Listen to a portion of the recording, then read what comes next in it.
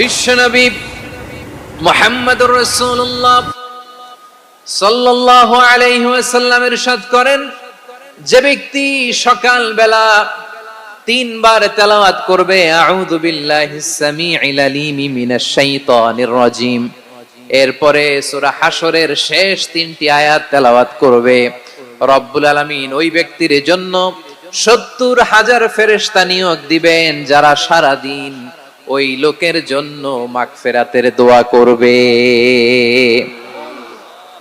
শুধু এখানেই শেষ নয়, বিশ্বনবী ফরমান ওয়া ইন মাতা ফি যালিকাল ইয়াউমি মাতা শাহীদান, ওই দিন যদি ওই ব্যক্তিটা ইন্তেকাল করে সে শহীদ হয়ে কিয়ামতের দিন আল্লাহর সামনে দাঁড়াবে। সকালবেলা যদি পড়েন তিনবার আউযু বিল্লাহিস সামিউল আলিম মিনাশ শাইতানির রাজিম তিনবার পড়ে সূরা হাশরের শেষ তিন আয়াত যদি তেলাওয়াত করেন, তাহলে আপনার জন্য আল্লাহ তাআলা ৭০,০০০ ফেরেশতা নিয়োগ করবে। সারা দিন তারা আপনার জন্য মাগফিরাতের দোয়া করবে, আর ওই দিন ইন্তেকাল করলে আল্লাহ তাআলা শহীদ হিসেবে আপনাকে কিয়ামতের দিন দাঁড় করাবে।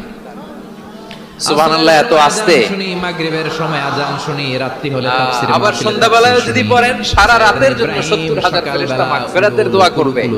ওই রাতে মারা গেলে শাহাদাতের মৃত্যু নসিব হয়ে যাবে। আছে না নাই? এজন্য এই দোয়াটা পড়ার দরকার আছে না নাই?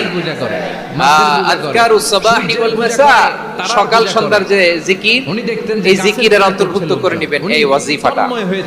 যে হাদিসটা বর্ণনা করলাম সূরা তিরমিজির হাদিস, যদিও হাদিসটা সনদের দিক থেকে দাঈফ, কিন্তু মুহাদ্দিসিন ইকরাম বলেছেন যেহেতু এটা ফাযাইলুল আ'মালের হাদিস, এটা পড়ার ক্ষেত্রে কোনো নিষেধাজ্ঞা নাই, এটা পড়া যাবে।